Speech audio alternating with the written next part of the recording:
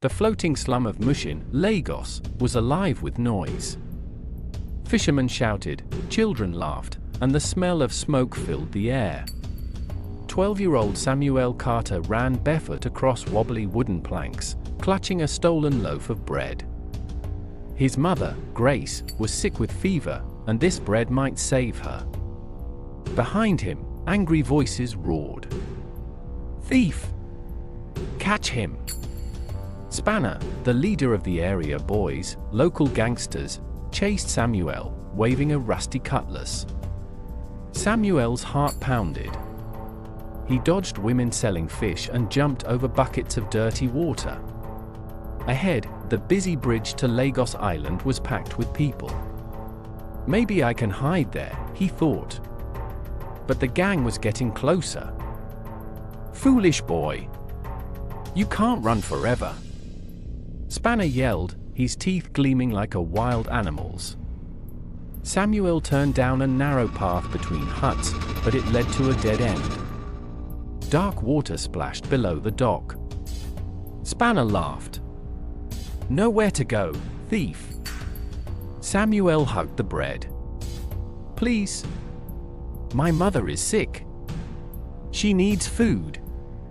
Spanner raised his cutlass. You'll both die. Stop. A woman's voice cut through the noise. Mrs. Evelyn Thompson, owner of the Threads of Hope tailoring shop, stepped forward. Her bright dress glowed in the sunset. She threw money at Spanner's feet. Take this and leave the boy alone. Spanner picked up the cash. Lucky rat, he spat, then disappeared into the shadows. Mrs. Thompson looked at Samuel. What's your name, boy? Samuel, Ma. Work for me, she said firmly. Sweep floors. Deliver clothes. No stealing. Samuel's eyes widened. Yes, Ma. Thank you, Ma. Call me Aunty Evelyn, she said, her voice softer. Go feed your mother. Come to my shop tomorrow at sunrise. Threads of Hope was small but tidy. Bolts of colorful Ankara fabric lined the walls. Samuel swept floors and watched Aunty Evelyn's skilled hands work the sewing machine. One afternoon, his old friend Daniel leaned in the doorway. Look at you! Sweeping floors like a servant. Samuel kept working. It's honest work, Dan. Better than stealing. Daniel held up a stolen phone. Honest work? We made 5,000 Nigerian nairas today. You're still poor. Aunty Evelyn walked in, her voice sharp. Daniel! Get out of my shop. Daniel ran off, laughing. Aunty Evelyn turned to Samuel. Don't listen to him. Pride comes from good work, not dirty money. One evening, a rich man named Mr. Adebayo rushed into the shop. He held up a wrinkled agbada, a long Nigerian robe. I need this fixed by tomorrow. Can you do it? Aunty Evelyn nodded. Samuel will handle it. Samuel froze. Me, Ma? But I've never.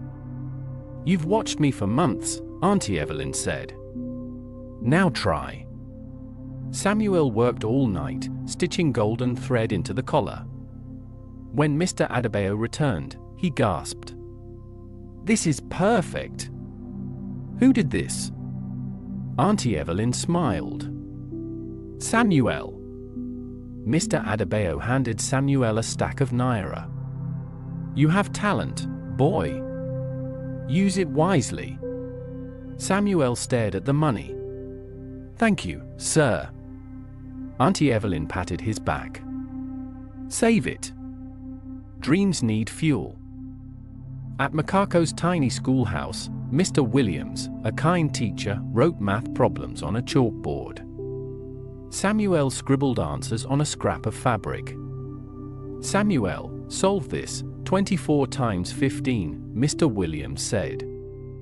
360, Samuel answered quickly. Mr. Williams smiled. Brilliant! Have you thought of going to a proper school? Samuel shook his head. No money, sir.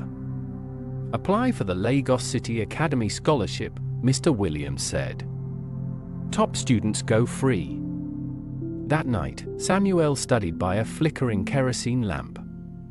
His mother coughed weakly. Sammy, rest. You'll hurt your eyes. Can't, Mama. This is my only chance. Outside, Daniel yelled, books won't fill your belly, fool. Samuel ignored him. Weeks later, Mr. Williams ran into the shop, waving a paper. Samuel!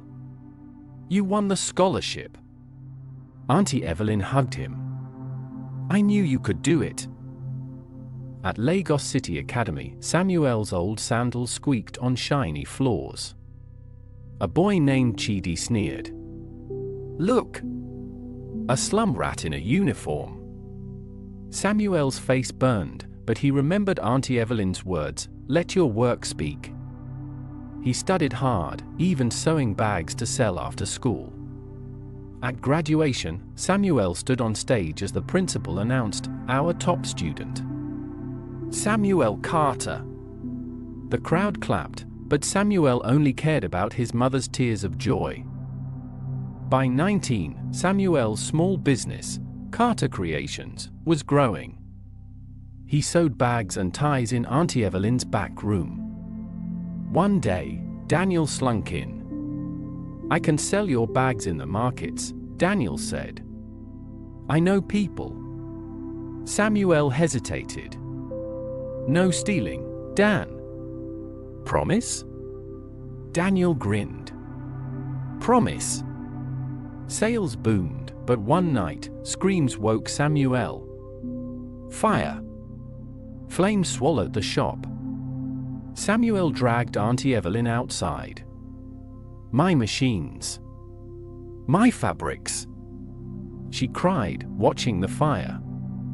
In the ashes, Samuel found Daniel's lighter. He grabbed Daniel's shirt. You did this. Daniel sobbed. Spanner made me. He threatened my family.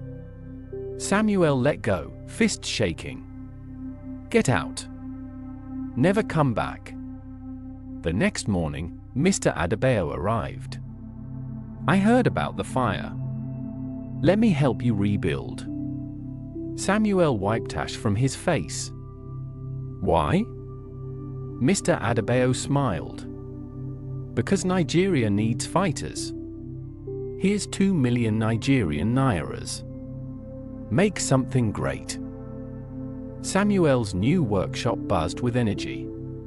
He hired boys and girls from Makoko, teaching them to sew. Stitch like your future depends on it, he told them. At 25, Samuel stood before a crowd in Makoko.